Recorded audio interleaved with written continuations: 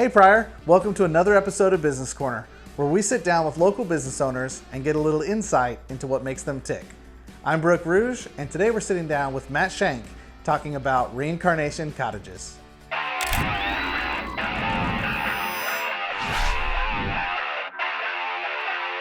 Today our guest is Matt with Reincarnation Cottages, and it's really a blessing on what he's doing in our community. Welcome, Matt. Why don't you tell us a little bit about what you have going on? I'm a co-founder and president of Reincarnation Cottages. We're a year-long faith-based addiction recovery center for men. So our goal for our ministry at its simplest form is just that we want to plant the seed of the gospel in each one of these men. As far as the goals of life, we help get these men jobs, to help get them back as active members of society. All their living expenses, clothes, food, hygiene products,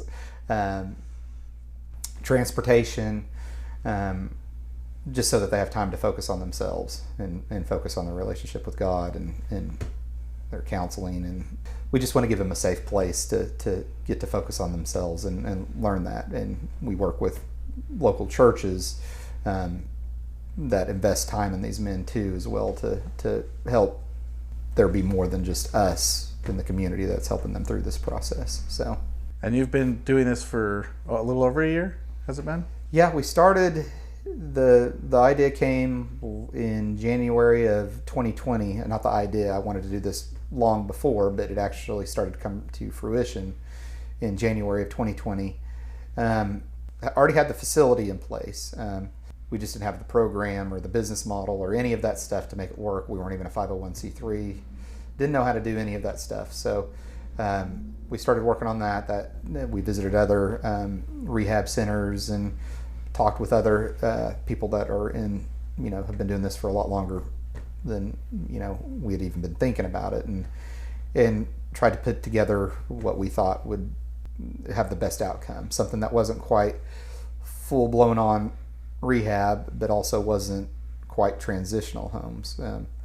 And it's grown from that, right? Yes, because you don't just have one facility anymore. Yeah, so we started off the 501c3, got approved, and I remember COVID had started, and there was no center taking hardly anyone, and so we get a call from someone that knows that we're getting ready to open it. We just haven't. We didn't feel like we had all of our ducks in a row. That said that this is really starting to become a problem. The need was getting actually worse because of COVID and people starting to, the human interaction, being alone, depression, all that stuff was really starting to play effect. And so we had already hired our director from another, he had wanted to come over and work with us because of what we had as our mission, but it was really a push from COVID, which was probably a push from God, because although we weren't ready, we were more ready than we realized. And so we started out with 8 spaces available for men. We stayed at about that 8 for, say, probably the first 6 months. It seemed like we got that down. It was all of a sudden an influx again. We were working on our second location. Again, not quite prepared. I mean, we had the beds in there and mattresses and all of those things, but weren't quite prepared for the growth. And it was just like overnight we had 10 more men that were needing help. So I shouldn't say overnight, but it was literally like over the course of like 2 weeks, it just took off again. And so here we were scrambling to make sure that we had another house that was prepared. We invested a whole lot into making that work. So thank God we were able to. I think it was all just, you look back and know that God was putting in all those pieces to make that work. We all definitely took pay cuts from where we'd been at in life, but not once have we missed paying a bill or any of that stuff. It's funny how all that works. We're the poorest we've ever been and the happiest. Yeah, and content. Life's still working. Yeah, it's been phenomenal. So there's 3 phases to our program.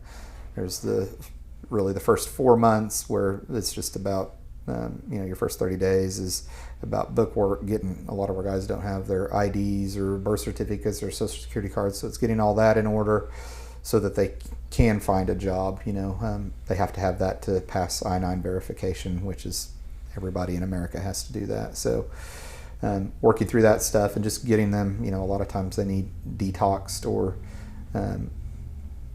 just some time to get clean and work through some stuff. So first 30 days they go through that, and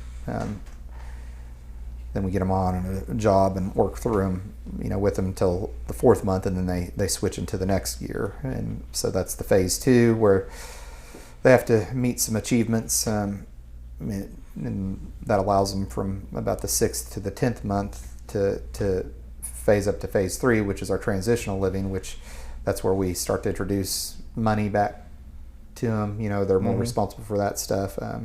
We're not paying their fines anymore. We're not paying their child support anymore. That's something we do that you don't see a lot of, because we want these guys to be in the best shape when they leave, that they're actually, they're taking care of things while they're with us instead of it just stacking against them.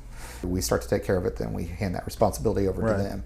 So when they move to the transitional stuff, instead of us paying for, for the, taking care of food, clothing, everything else, all we provide in the transitional portion really is the house, the furniture, the utilities, the internet. They have to start being responsible for their food, their transportation, their clothing, hygiene products, washing your own clothes, all that stuff. So, but it's a good time for them to transition and learn those skills. And during that time is when we start to introduce, financial classes, just basic opening a checking account, how to budget that money, how much should you be saving back versus how much should I be spending on junk food for the week at work out of the pop machine or candy machine, and just trying to work with them on that so that they're well equipped when they leave here. So just providing that foundation. So then biblically that, we're involved with North Star, we're involved with LFC. North Star puts on classes for the guys. LFC has been really good about taking the guys out in groups, and like they're being challenged to read the Bible, the whole Bible throughout the year. So we call them disciple groups. So the congregation has actually started to pick up and take part in these guys' lives personally. When you can get these guys in a right mindset and get them away from that addiction and try to work with them daily on their mindset and get them plugged into the gospel and doing the right things, they're really the best people to be around. So, Well, if somebody wanted to find out more, they can find you online, I believe, right? yes, at www.ourcottages.com. You can find us on Facebook, and then you can also call us and talk to us as well, and it's 1-888-ADDICT-0, the number 0. So Cool. Well, it's so great that you guys are doing this in the community. I know you're planting seeds in a lot of guys, and even the ones that fall away, they may come back, or they may come back, in another facility or something. But those seeds have been planted, so Yeah. you guys are doing good work. yeah, that's all it's about. So Well, thanks for visiting us Hey, today. We all appreciate it. thank you for having me, Brooke. Well, that wraps up this episode of Business Corner. If you enjoyed this short conversation with Matt, we'll be posting an extended interview where we talk a little bit more about Reincarnation Cottages. We'll be posting a fresh video every week, so be sure to subscribe so you don't miss it. Give us a comment below, let us know what you think, or a thumbs up if you liked it. God bless, Pryor. Have a great week.